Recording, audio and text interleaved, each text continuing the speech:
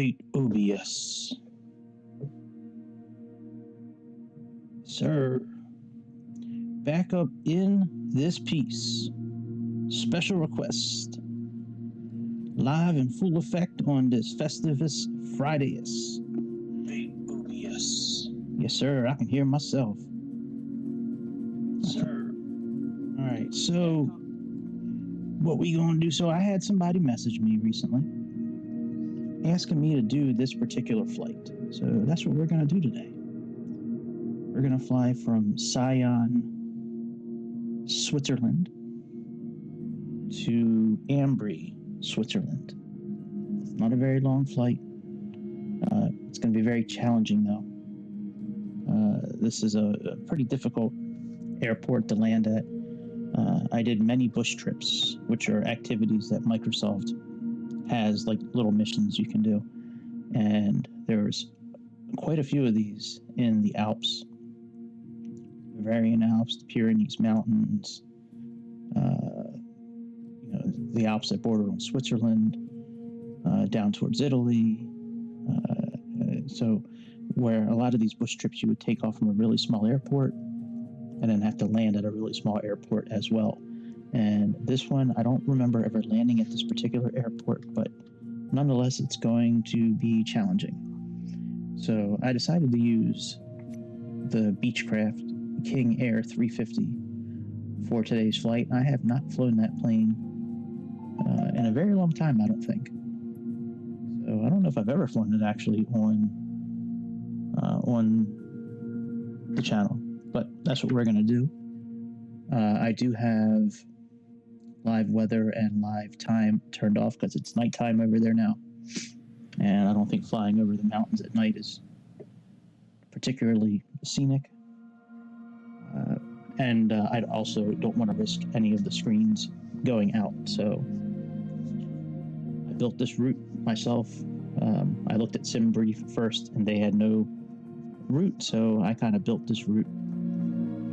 And we're actually going to be coming up on the other side of the airport. So I was asked to land at runway 11.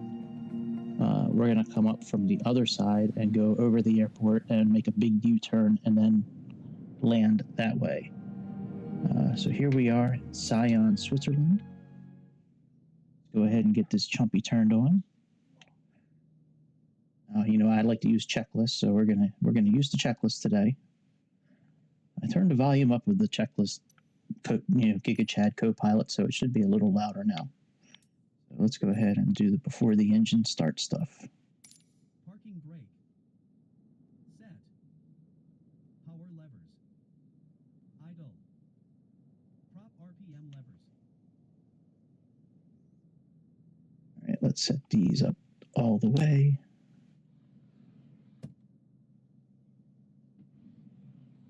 Max RPM. Condition levers. Fuel cutoff. Battery switch. On.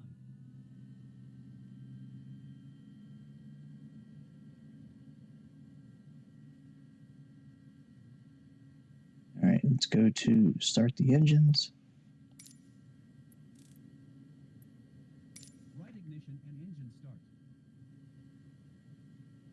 On. Right condition lever.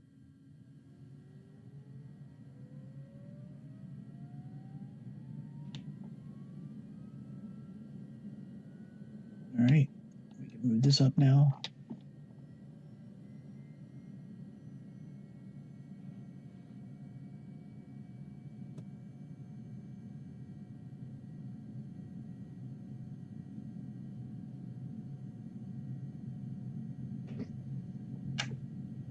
That's low idle. Low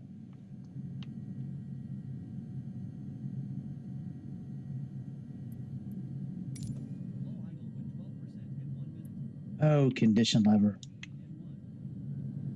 1. I'm an idiot.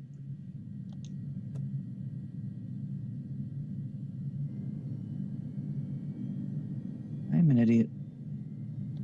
I thought it said throttle. My bad.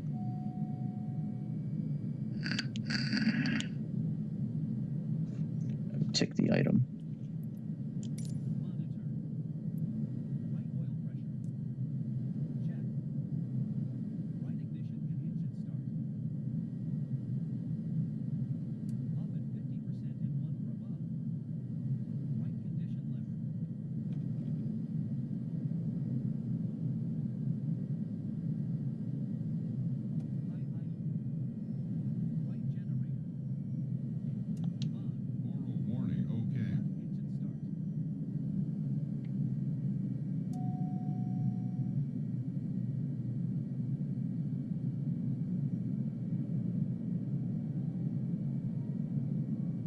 All right, let's wait for that number to get over 12. We're good there. Let's move this up.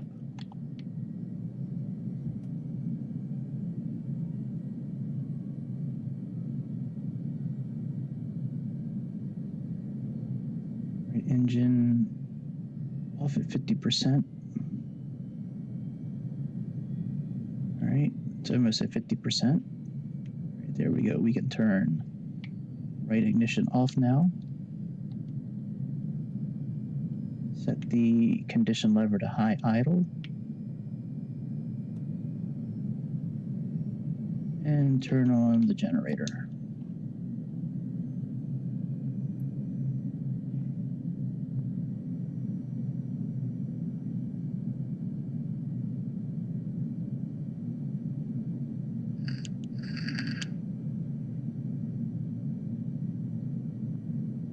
Surprised we didn't have to do anything with the fuel. Sometimes you have to put on the fuel boost or...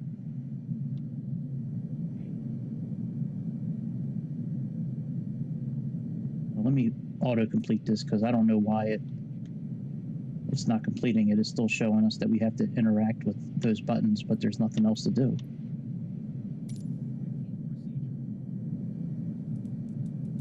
All right, after starting the engine, avionics master on. Oops.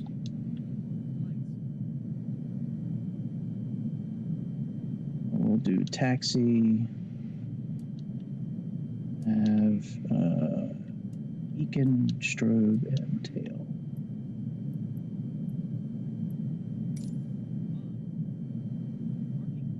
That's so stupid having to turn on every light. All right, so that's done.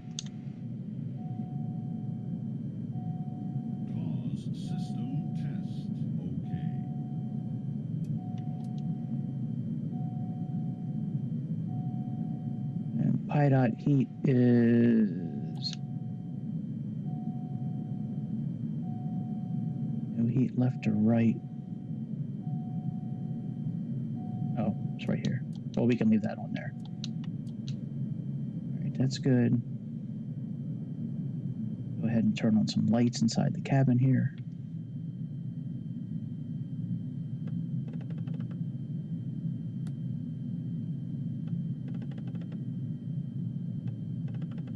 We'll get our flight plan set up.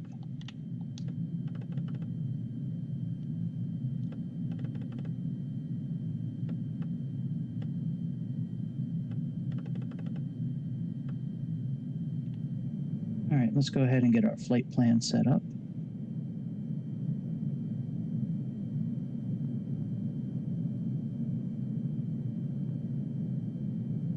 Do I have to interact with these buttons down here? Yeah, I don't think those buttons work. Nope. Well, how am I supposed to enter a flight plan? I can't interact with those buttons. Oh, is it all done? Yep, it's all done this way. All right, where is the knob to turn?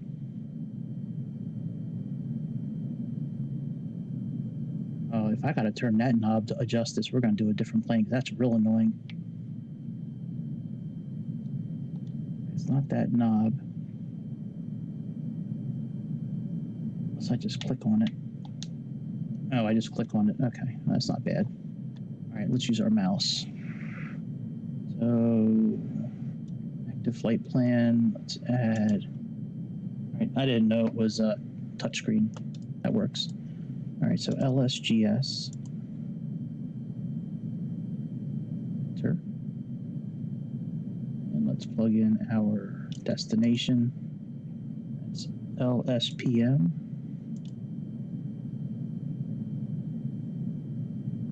Enter that.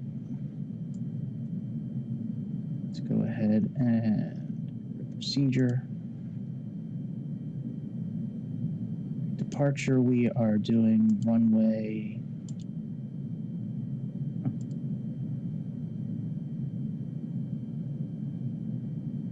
All right, so he asked for Roca 2U. The closest one is Roca 3U. So that's what we're going to do. Runway 25.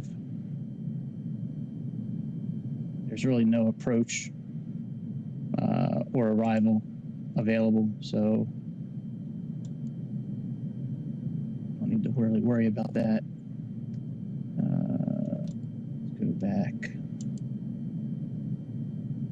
Go back a screen.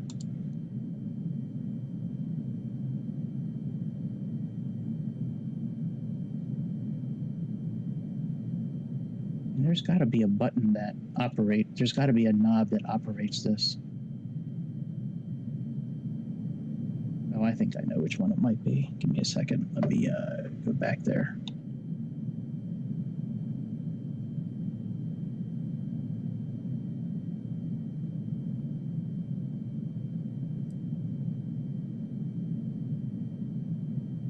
No, that's not it. How do I go back?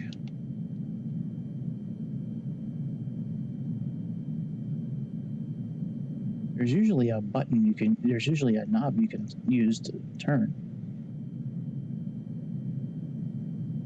I feel like a real idiot not knowing, like, maybe it's this, no, this one here. I can't interact with any of these knobs. Maybe we will do a different plane. All right, whatever. Let's go back. The flight plan. I don't want to use a different plane. I want to use this one. All right, let's go to add a waypoint in. So our first waypoint is where's the flight plan at? A little out of it today. If you haven't noticed, it's like I'm not like on point yet, like I usually am. All right, SCS. I'm a little flustered with this plane because I've never seen a plane where you don't have knobs to interact with the screen. Even touch screens, there's still knobs that you can use to zoom in or out, or switch screens. So, all right, SCS. And let's enter another waypoint. We have Garlow.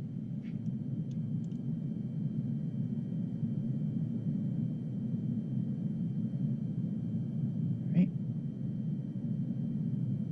We have EKASU,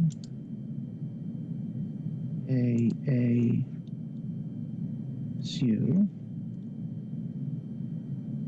then we have a BC and a BC, a BC, and let's see if it's going to take this next one here, LS213.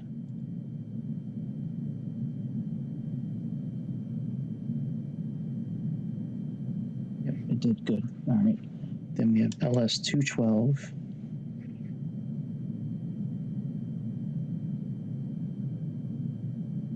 And LS211.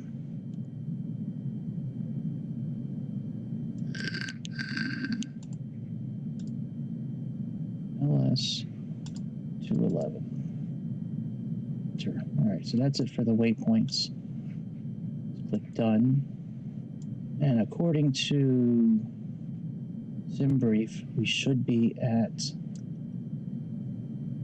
cruising altitude today of 19,000 feet. So let's plug that in.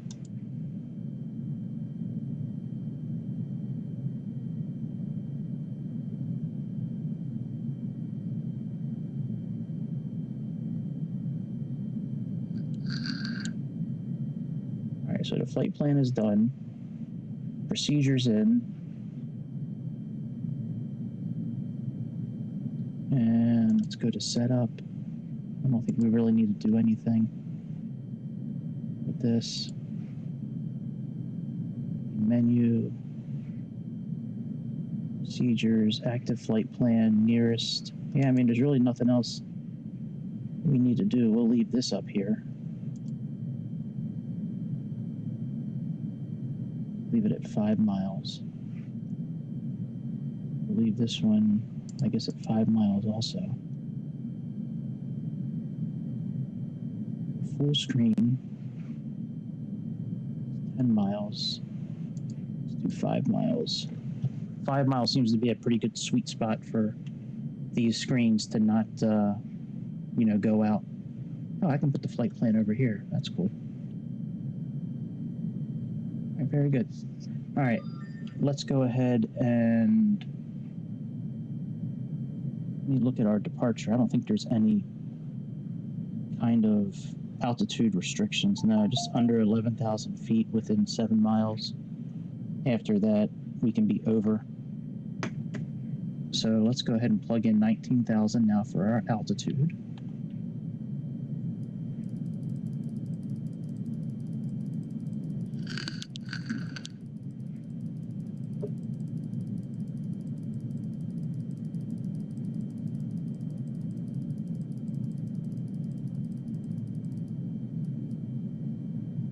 And we really shouldn't have to worry too much about our transition level today because we're not, I don't think we're going to have to do anything with the QNH system. So should set the cabin altitude though.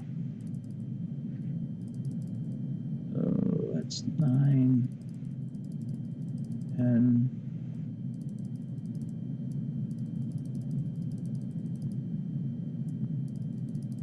Set our cabin altitude for like 7,500 feet.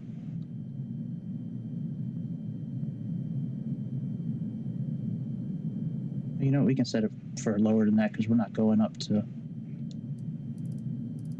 30,000 feet or so. So we'll do it for like 5,000 feet. There we go. If we get some sort of error, we'll certainly fix it. All right, so that's good. That's good. That's good. And let's turn our flight director on. Activate nav.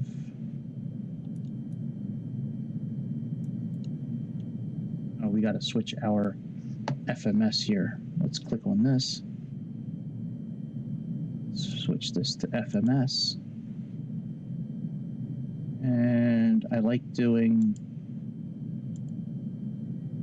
this bearing because it'll give us this info when we're sitting outside the plane. It'll tell us how long we have until our next waypoint. So, all right, so that's good. And let's go here and set up our wind vector. We'll do heading plus crosswind. And now we are good. So now it says GPS and pitch. And it doesn't show our V speeds, but I want to say like a good V speed. I think it probably around 100, maybe 120 knots for climb speed. So let's go ahead and set that up now. Flight level control, and we're gonna do speed button.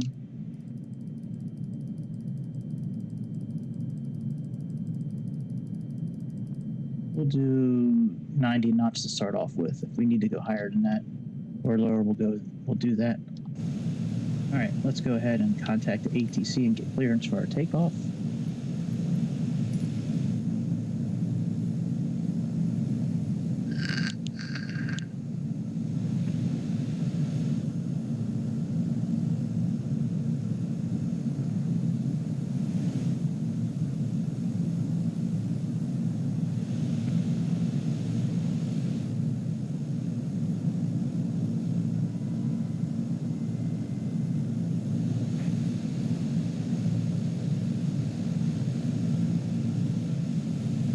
We are on our way. We'll bring up the ATIS here in a moment. I think it's going to be 29.92. It's probably going to be the standard.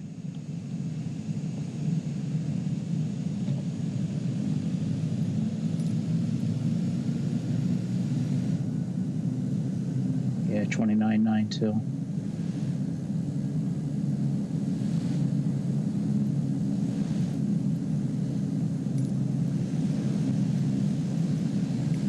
We are all good. It's the first time I ever entered a flight plan into this airplane. I've flown this airplane a lot on the bush trips, but everything has already been inputted, and I didn't need to do anything.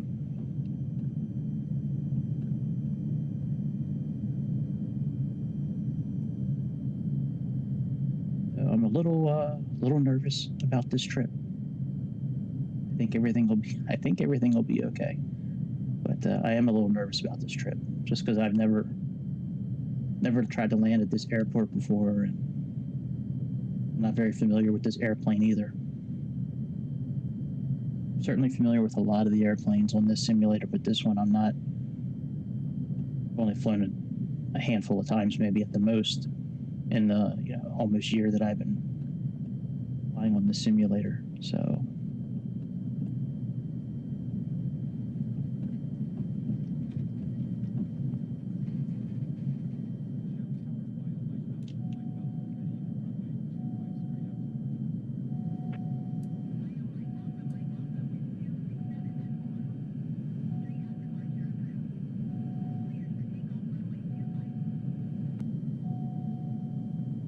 Where's our outside air temperature at?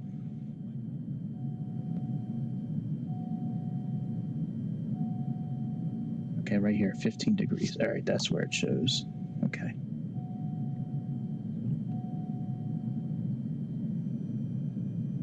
All right, let's roll, baby.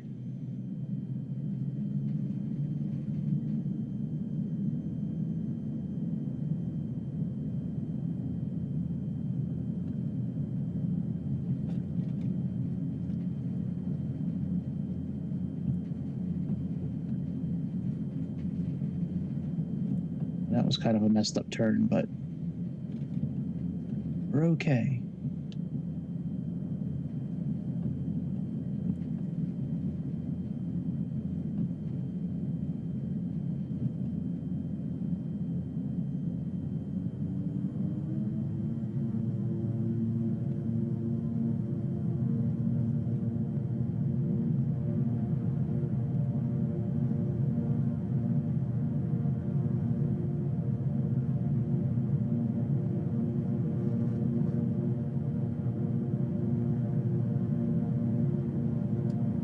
Gear up.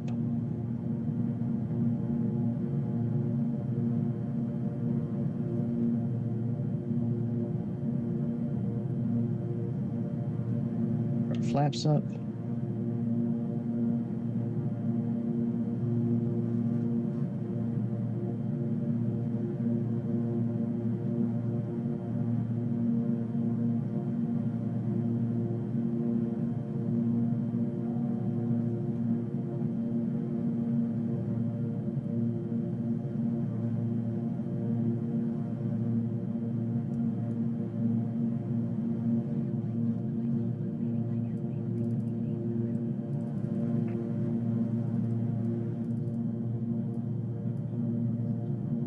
Let's do 120 knots.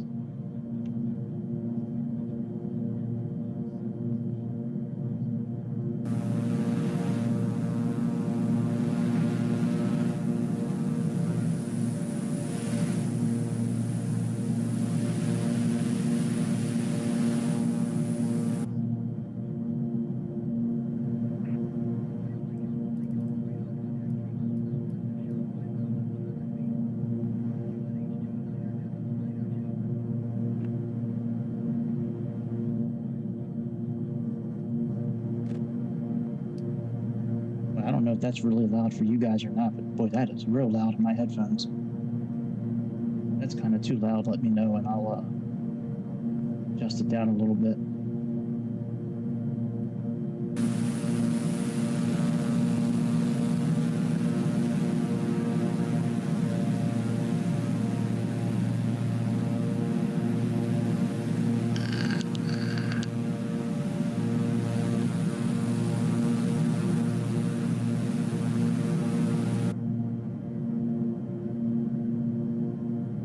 We're at 4 degrees outside. Let's go ahead and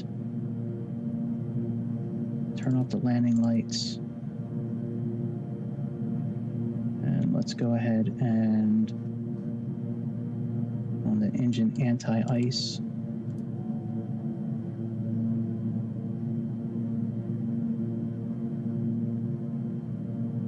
We know it's on. We don't need a warning. Thank you. We know the inertial separator is on because that's what is activating the heat for the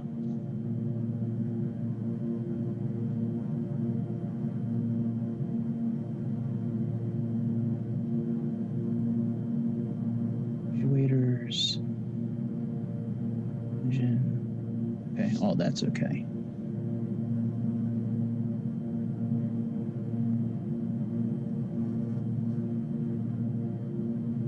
ITT is okay. Yeah, let me turn that. Jesus Christ, that's so loud on my headphones. Give me a second. I figure if it's loud on my headphones, it's probably loud for you guys too. Put that back to like 25. I used to keep it on 10. It's a little better. Yeah, N1's okay. Torque's okay. ITT is okay.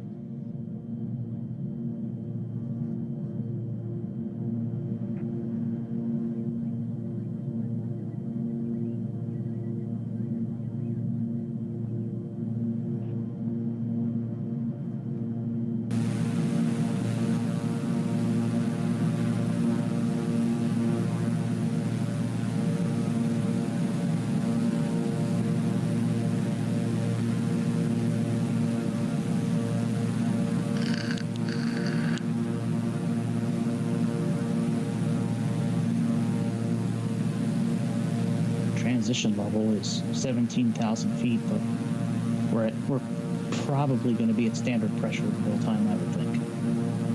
Being that we have live weather turned off, live time. I should fly this plane. This plane's pretty cool. I like this plane. I'm just not real familiar with some of the inner workings, but I'm starting to get. It's coming to me pretty quickly. I mean, it seems like the screens are identical to what are in the Cub Crafter airplanes, because the Cub Crafter planes that are available, they have the exact same setup with the screens. They're not as advanced as this, but they are very close. All right, so we're at -9 now. We can turn off the icing. Let's turn this off.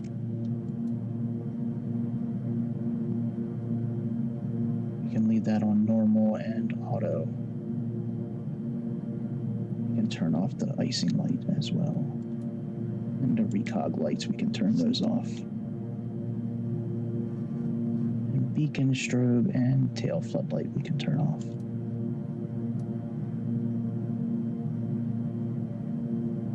There we go. Forgot to turn the taxi lights off.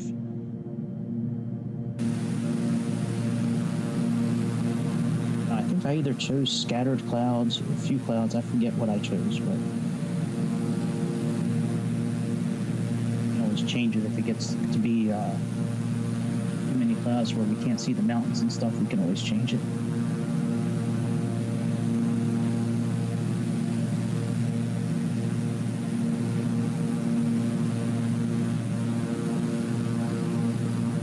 We have this waypoint here coming up. Then we have SI 030. We have error after this one. We still have about 2 or 3 waypoints left until we get to the end of our departure. Yeah, this landing is going to be very interesting. We're going to actually fly over the airport, and then and many of the landings with the bush trips that I do. For you don't know, the bush trips are when you get the simulator, you go under activity, and under activity there is a whole thing of bush trips.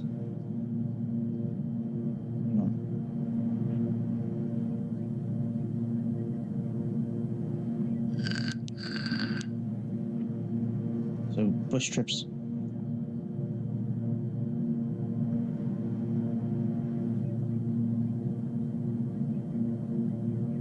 This is why I turned it down to 10. Okay, yeah. We're putting this back down to 10. I can't. It's just, they don't shut up. They just don't shut up.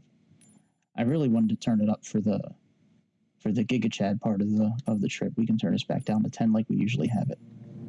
Okay, so if you're not familiar with bush trips, so with all the different world scenery packs that the simulator comes with, they have these bush trips, and they give you use a little plane like a Cessna 172 or a Beechcraft G56 or a Cub Crafter, X, and they have you go from little airport to little airport, usually like 9 to 12, sometimes 15 legs of a trip, and they're like 50 miles in between each leg. So anyways, a lot of these, especially in the Alps, there was a bunch of trips in the Alps, a bunch of trips in Pyrenees Mountains, the Appalachians, mountains in Colorado, mountains in California. A lot of those airports, you have to fly like right over top of the airport and then go out and make a big U-turn and then come in for the landing. And that's what we're going to do today. So this particular airport is in a valley.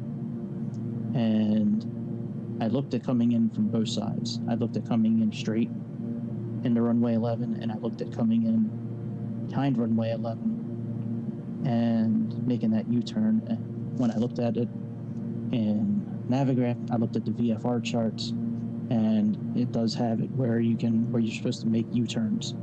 So from both sides, if you're landing on this runway that we're landing at, or if you're landing at the other one, they have big U-turns. So that's what we're going to do today. We're going to come in probably around 6,000 feet over the ground, because I think the airport is 3,500 feet above ground, I think. I'll have to look it up. I think it's about 3,500 feet above ground. So we'll come in around 6,000 to 7,000 feet, cross the airport, start descending, go out 5 to 10 miles, make a big turn, and then land at the airport. This particular plane, the one thing I don't like is that this particular map view, I really should have chosen a Cessna probably, or a Diamond Air, because they have a map that actually shows your aircraft over the radial altitude. So instead of it being like this color here, it would be like red, green, and yellow. And if it's red, that means you're less than 100 feet above ground. If it's yellow, you're within 100 and 1,000 feet above ground. And then when it's green, you're 2,000 feet or over. So we should be okay with this one. Obviously, maybe we can see the ground from an airplane, but that one I think would be a better system navigation-wise to land, but we'll give it our best shot. We made that landing at Aspen yesterday. We should be able to make this landing today. All right, let's see here. Some room to move with our torque and with the ITT, so let's just up our speed just a little bit. Now, this type of plane, being that it's a turbine, engine, there's nothing you need to do with any kind of fuel mixture or anything like that, like you have to do in some of the Cessnas.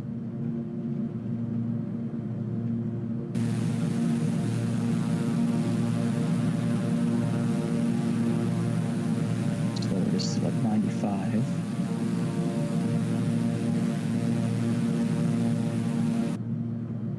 And we will leave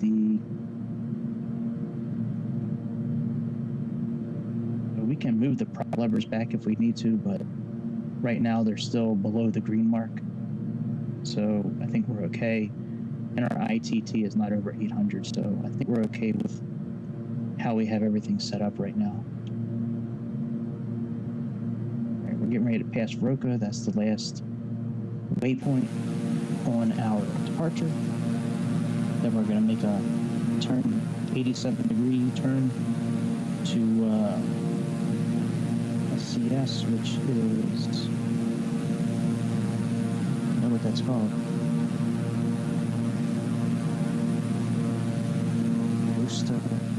Usta, Italy.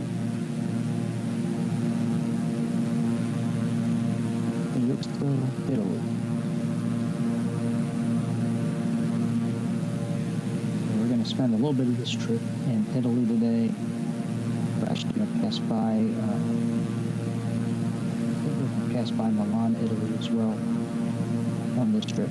But yeah, we're going to come up from Italy through the Swiss mountains, and we're going to fly about 25 miles in this ravine where we're going to have, it's a valley, so we're going to fly about 25 miles kind of in this. It kind of reminds me of the scene from Star Wars Episode 4 when they're flying at the end of the movie when they're flying the Death Star and they have to drop those torpedoes in that little hole.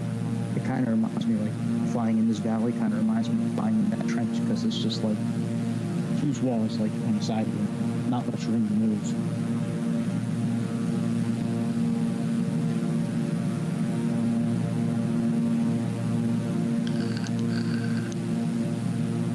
Yeah, this was a very good idea for a trip. I certainly appreciate the feedback and certainly appreciate the ideas, because I do so many of these flights, sometimes I kind of run out of ideas, and certainly like flying over mountains, for sure. I love flying over mountains. I think they're really cool to look at while we're flying.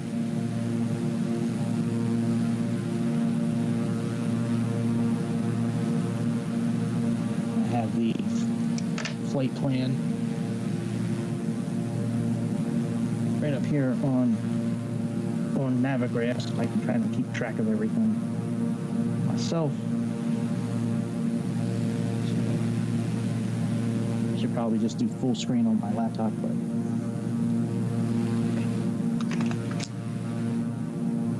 yeah, I thought about flying one of the planes where I can bring the charts in and all that, but I really didn't want to fly the ATR, because I think the runway that we're going to land at, I don't think it's going to be long enough for the ATR. Well, you know what, that one I couldn't pull the chart in anyways. I could do it with the TBM, and I could do it with the M500. The new plane that I bought, but okay. There's really no charts to pull up, by the way. There are 0.0 charts for this airport. There is nothing in Navigraph. Zero. That's the first time I've seen that. There's nothing. There's no information. There's no reference material. There's no procedure material. It's just it gives you the elevation and the runways, and that's it.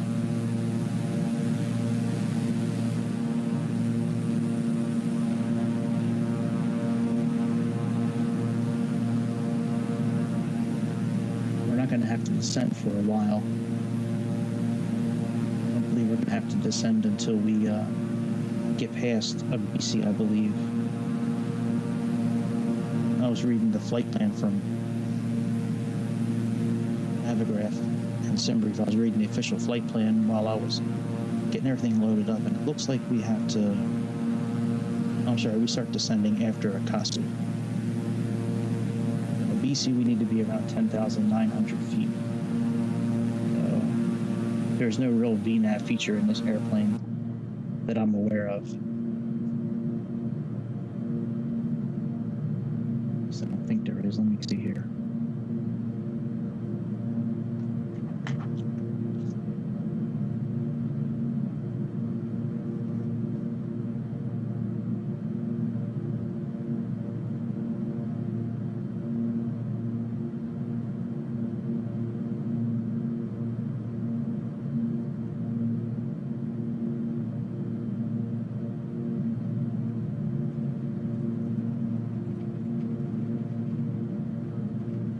Yeah, there's no VNAV features.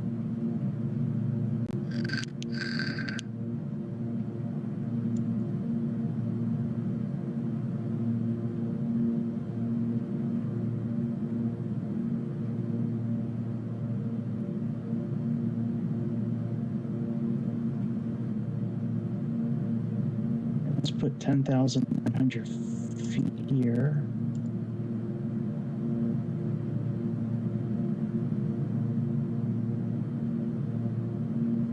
LS 213 we need to be at. I'm going to plug in the altitudes that are in the flight plan here. So by 213 we need to be at 9,300.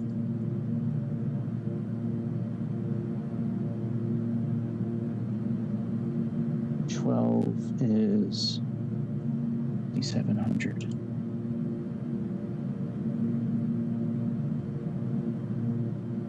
And same thing with this one here. And whether that gives us a symbol or anything about top of descent, I have no idea if that's going to show us anything. But at least we have it in there as a reference, so when we pull the flight plan back up over here, we'll be able to see it. Okay. Right, let's go to full screen again. Here's SCS.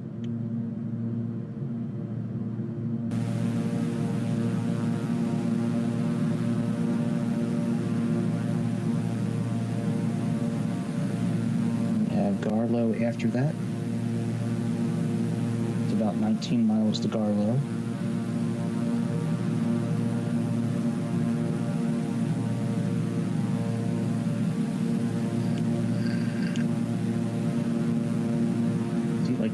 Right here. That's kind of what we're going to be landing in today, something like this.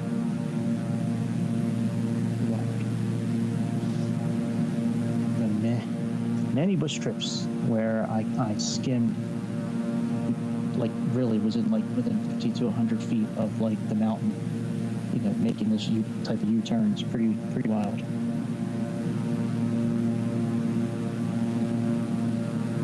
Plane in real life could make some of the turns that I had to do, but simulator let me do it. So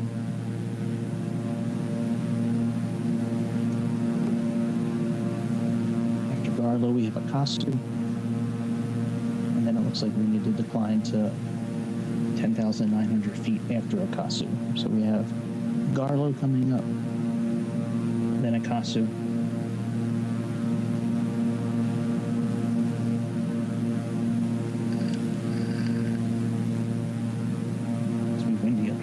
This plane keeps on going from side to side. I imagine it would be windy over the mountains. This part of the world, flying over this part of the world, going to like Milan and like the northern parts of Italy and southern parts of Switzerland, and some of my favorite places to fly. Just the scenery is just amazing.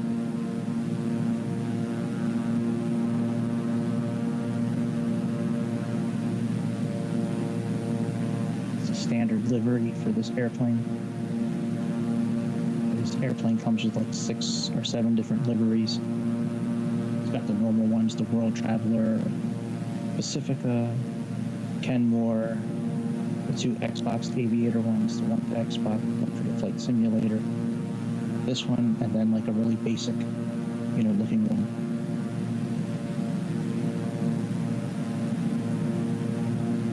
I will be back tonight doing another flight as well.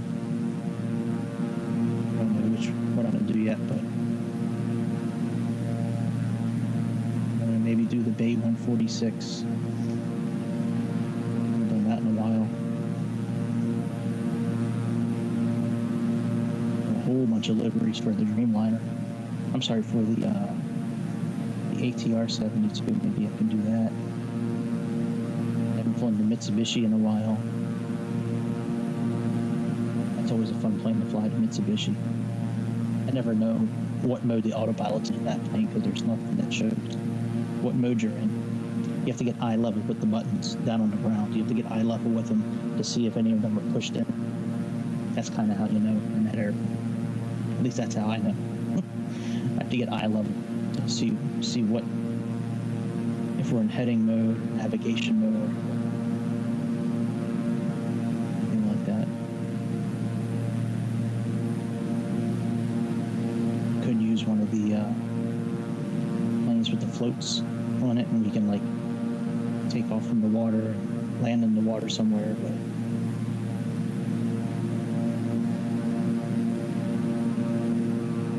I don't know if flying over the water is really exciting or not. Landing in the water is no big deal.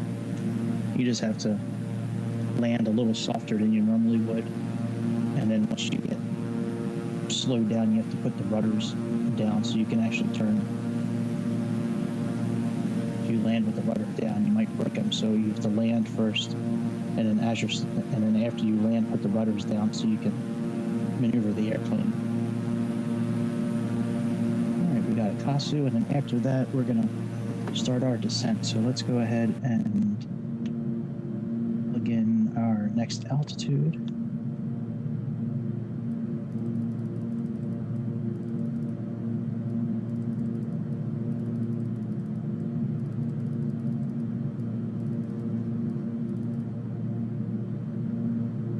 I don't think VNAV is going to work. We can try it.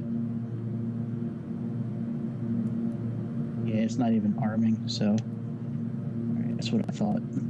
I kind of thought there wasn't going to be a VNAV feature. So what we're going to do is, a couple of miles before we get to Akasu, we're going to slow down. And we're going to click on the flight level control button, and then reduce our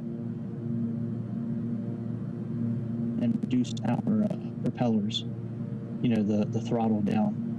And then reducing it as we slow down, we'll start angling down, and then the autopilot's going to do its best to keep us at the speed we choose during that descent. So if we're descending too quick, we just need to increase the throttle, and then we'll level back up again. If we're not increasing fast enough, we just need to turn the throttle down a little bit, and then we'll start pitching farther down. Like using that mode sometimes more than using the VS mode, because it's a little easier to control your speed.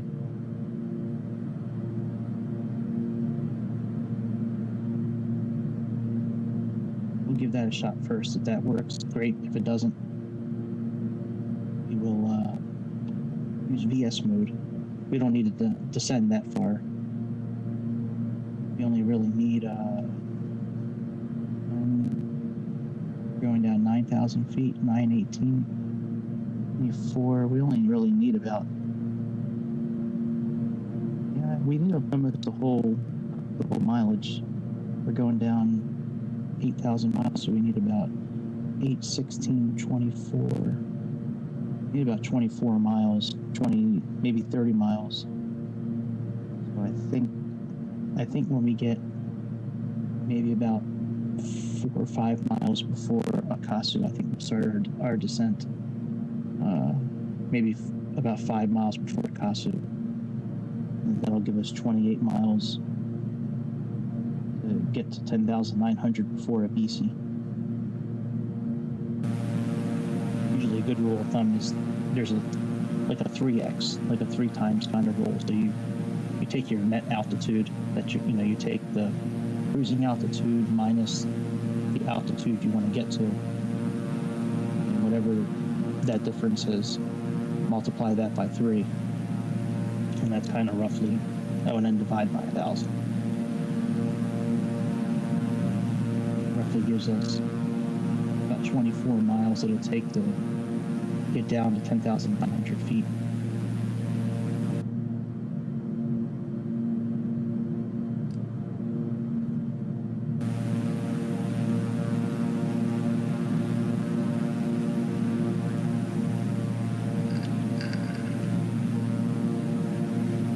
There's a very high probability we'll crash today, and there's a very high probability that we will land.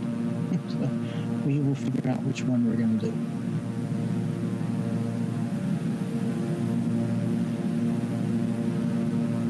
I was kind of hoping the new Airbus would have been launched already on Xbox. It just came out. X-Plane recently, X-Plane, and it just came out for PC. For Microsoft. Inabuilds came out with a new A300-600, which looks amazing. Still waiting for the tablet to get released for the 737. It's been out on computer for like 2 months now. I'm still not out on Xbox. I think that would come in really handy on that 737 instead of having to use that little FMC for everything. It'd be nice to have a tablet.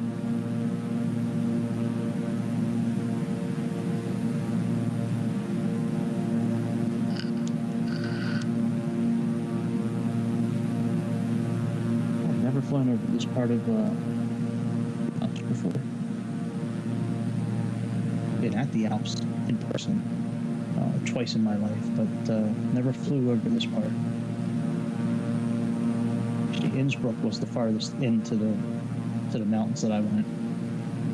I worked for Audi, a car manufacturer, for many years as a sales manager and a finance director. And while I was working for them, I went over to Germany twice with a manufacturer. Both times I went to the factory for a while and toured the factory, and then we went and did this driving experience on the ice in the Bavarian Alps in January. It was amazing. It's been like 15 years since I've been. All right, let's slow down a little bit. Let's click flight level control. And let's go ahead and set this for 210.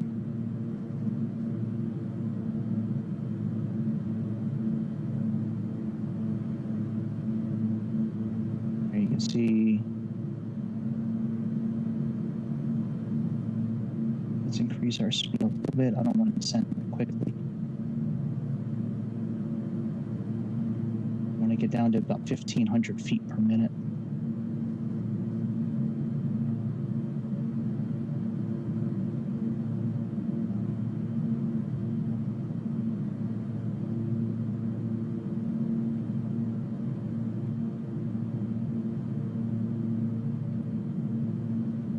That should be good. Maybe. Yeah, I think that's good. Now this airplane, this horizon indicator here, as long as we can see a little bit of blue between the mountains, we're not going to hit any mountains. Doesn't really matter what this shows. As long as this white line, as long as there's some blue in between the mountains, we're okay.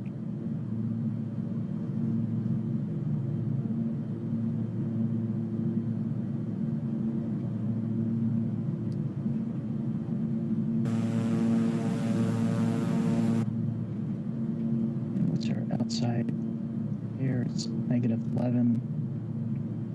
I'm looking at the turn on the ice equipment here again pretty soon. I don't know if we really need to, but I'm trying to keep this kind of as close to real life as you know one would do. So.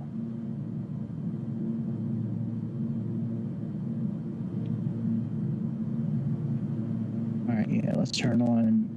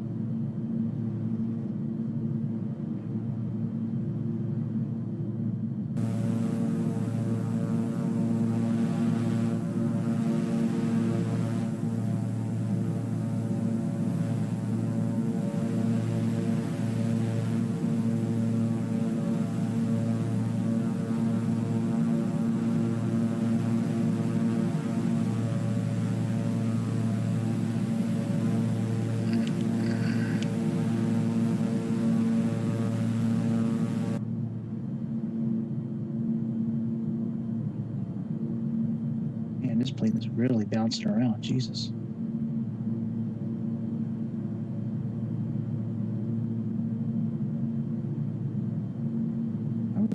negative 12 again. We're just at negative 5. I'll leave the anti-ice stuff on. But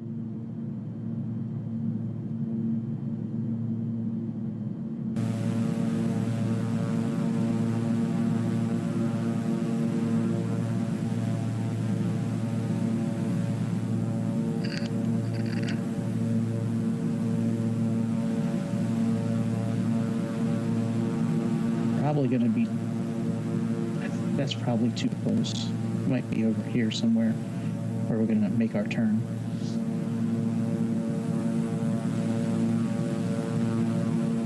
Actually, it might be in here.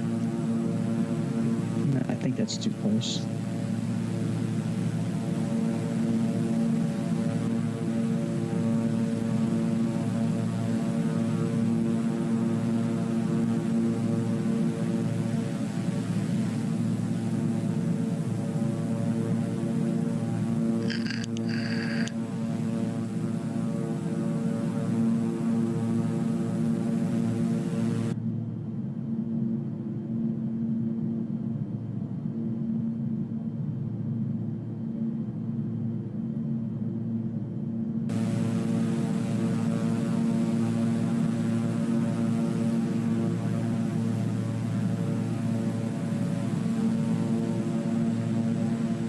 All these little towns like right in the middle of these mountains. That is crazy.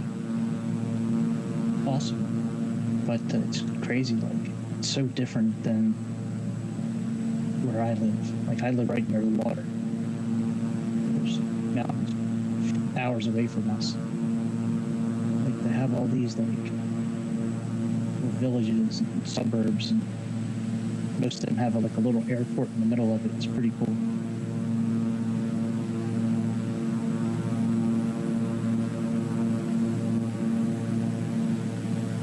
That might be where we're turning. This might be the valley that we're going into.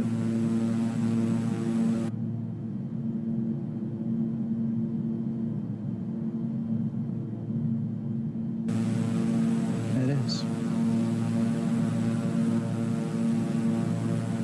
Let's make our turn and then we'll reduce our altitude again.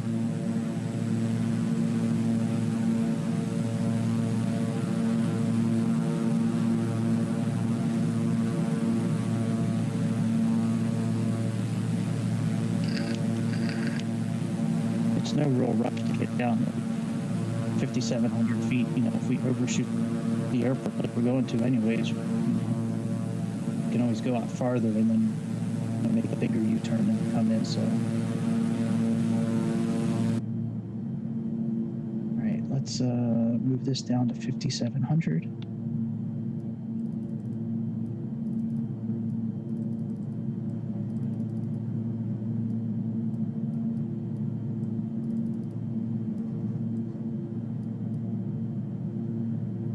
Time around we're going to do VS and I'm just going to do negative 500.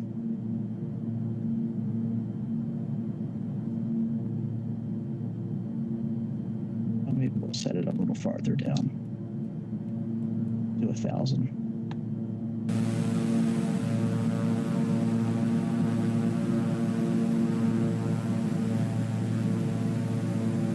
This particular airport, the elevation is 3241, so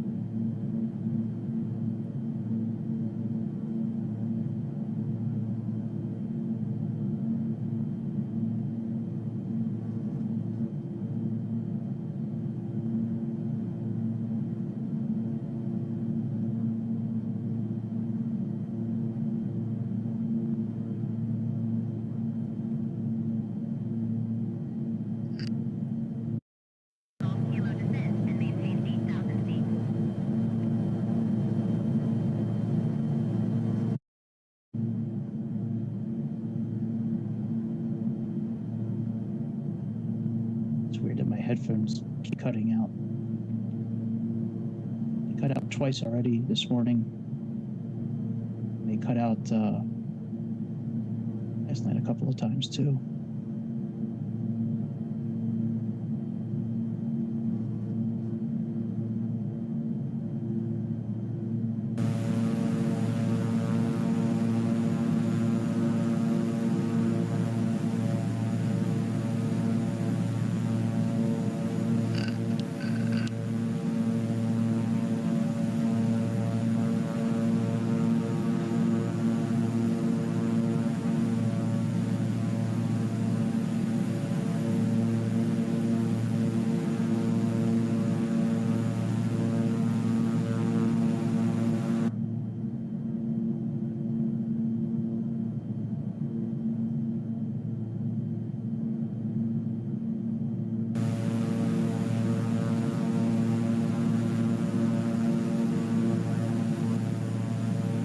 This is our last turn.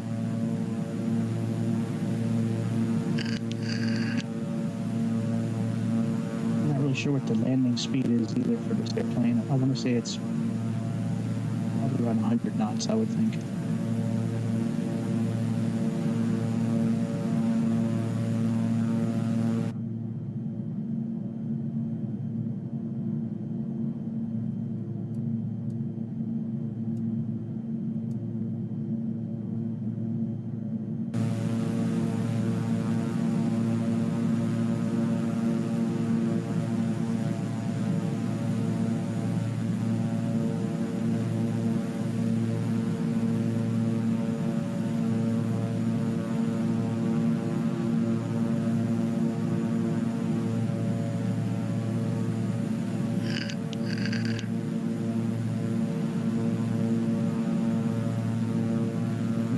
I probably should have did a practice before I did this, but it's okay. Okay.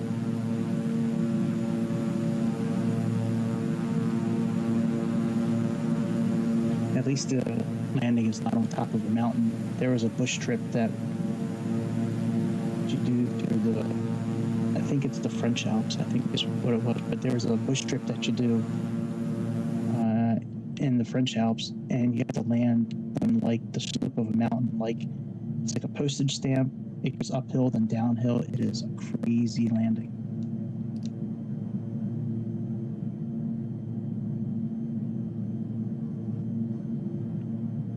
Switch into heading mode.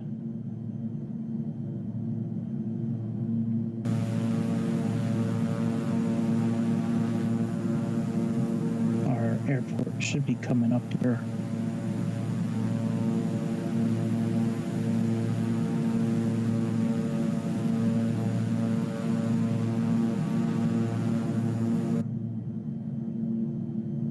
Actually, we'll keep nav mode for now.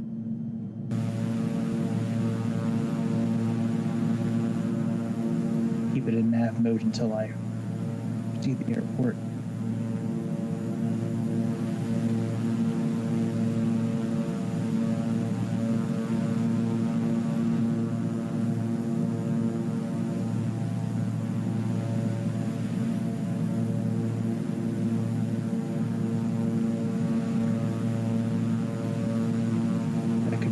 Over here. Yep, there's Ambri. I see it.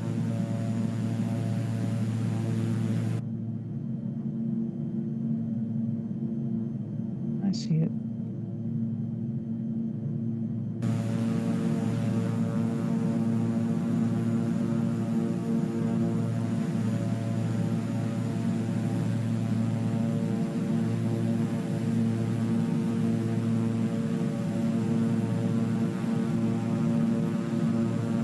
Circle right here. That's the airport. These icons are for points of interest.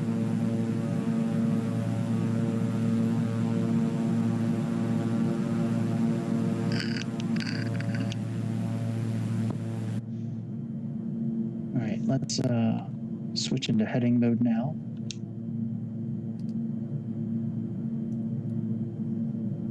We're more than likely going to be flying manually. We're pretty much the duration of this trip here. I just want to see the runway strip and kind of how I need to get into it. And then we'll pretty much fly manually for the rest of the trip. That's pretty much what I would do for all the bush trips. So the airport, about the lay of the land, and then about a few miles, make a U-turn, and then looks like I gotta follow that main road. That main road will dump us right off onto the way. Okay, that's not too bad. So a lot of the bush trips that are in this simulator, you're flying, you have to really base a lot of the flight on visual cues.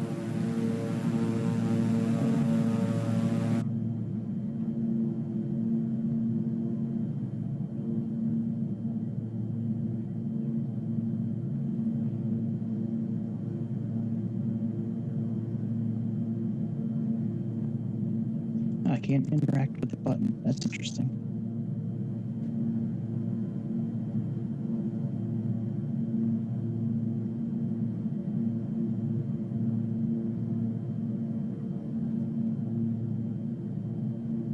We'll go out to Ariolo.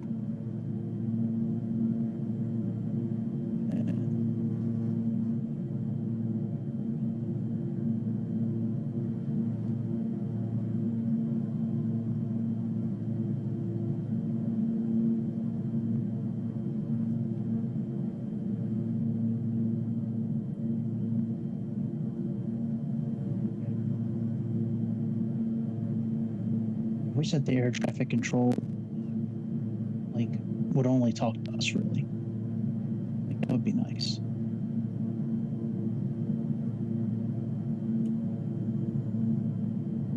Let's put down one thing of flaps. Let's adjust our trim.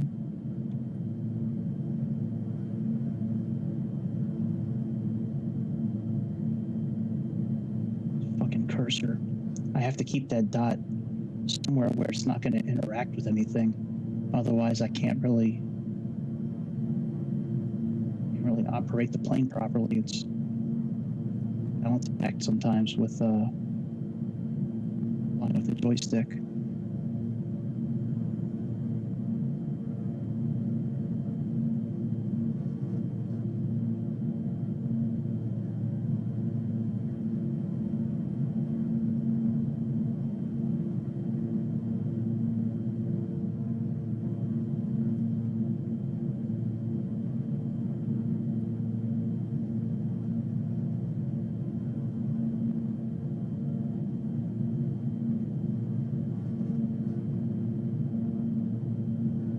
Want to come over here, right a little bit more, and then start making our turn. It's a really tight turn. If I was to start that turn now, go left, there's a good chance I probably would hit the mountain.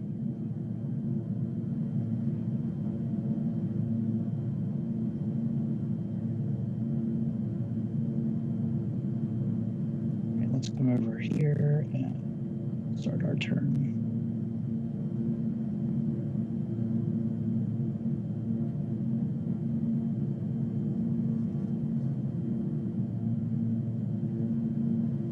My fingers crossed that we're not going to slam into the mountain.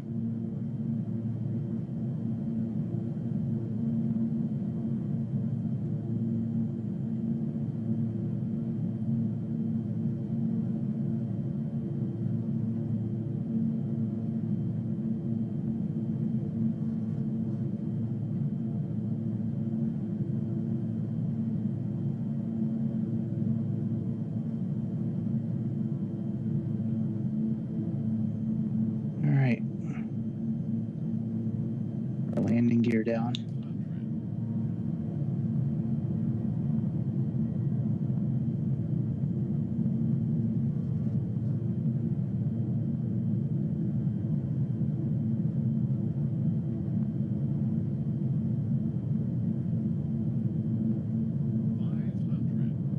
think I lost the airport. No shit.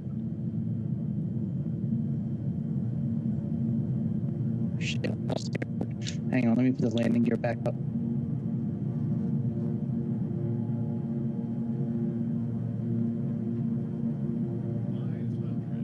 Yes, I know, buddy. Lost the damn airport.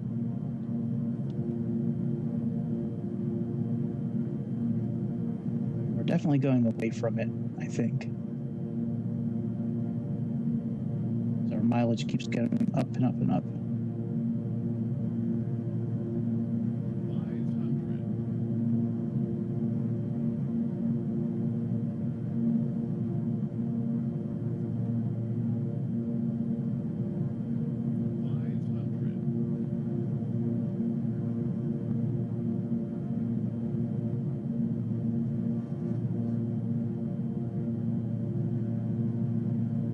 There we go. I see the airport now on the map.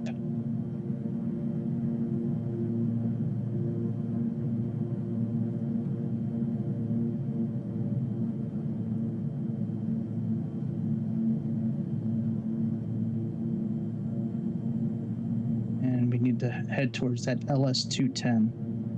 That's right before the airport. Follow this little creek in, this little river that's showing up here.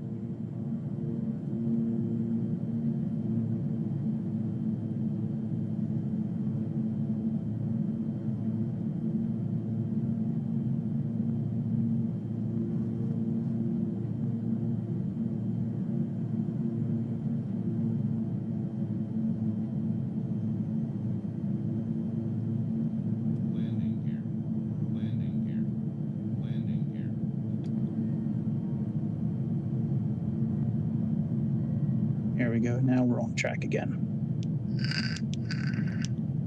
But that was a little hairy, wasn't it?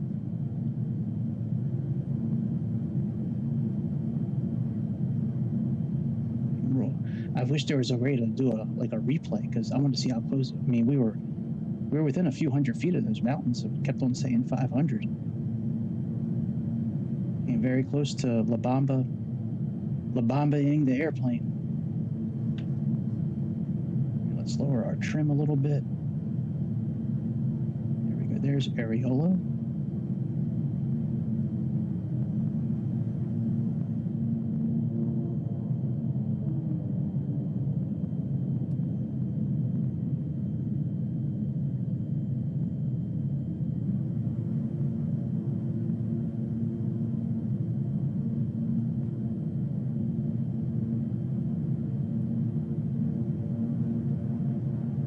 There's our airport.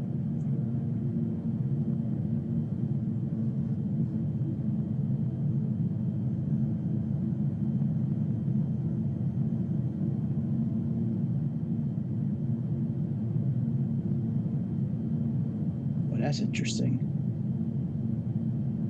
Can't really go straight into it. You gotta kind of go around that little valley in that mountain. That is wild. I thought Aspen was a tough landing. This one might be. This was a good choice. This is definitely tough.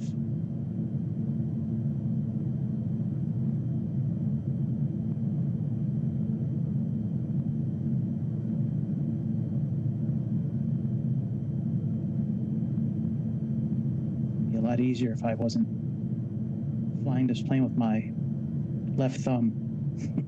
If I had actual yokes, I think it would be a lot easier.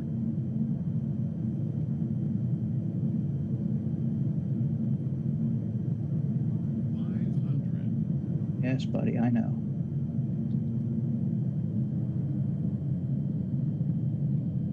I wonder if pilots actually land on this runway or if they use the other side. I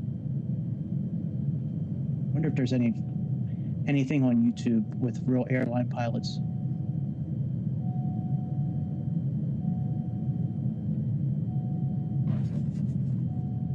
That was a little bit of an early landing, but we'll take it.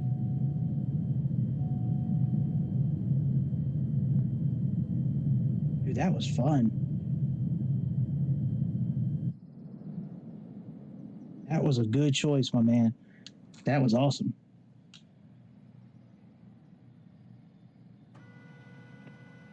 Yes, sir. That was a lot of fun.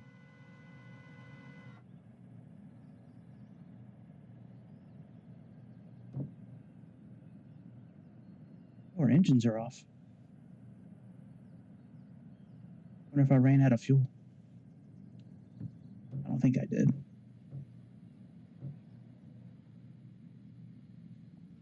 All right, we are here.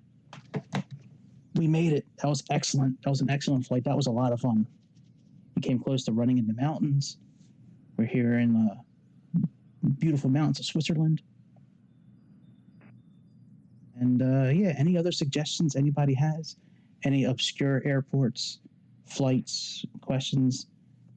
Let me know. I love these obscure airports that, like, I didn't even know this airport existed until last night. Awesome. So obscure is not a bad thing. It's just, I mean, obscure, like, as in, like, I'm not familiar with the airport. So if you have anything else that, you guys would be curious to see, please let me know. I will be back tonight with another flight. I don't know what I'm going to do yet, but I'll figure it out. Please subscribe. Please click the like button.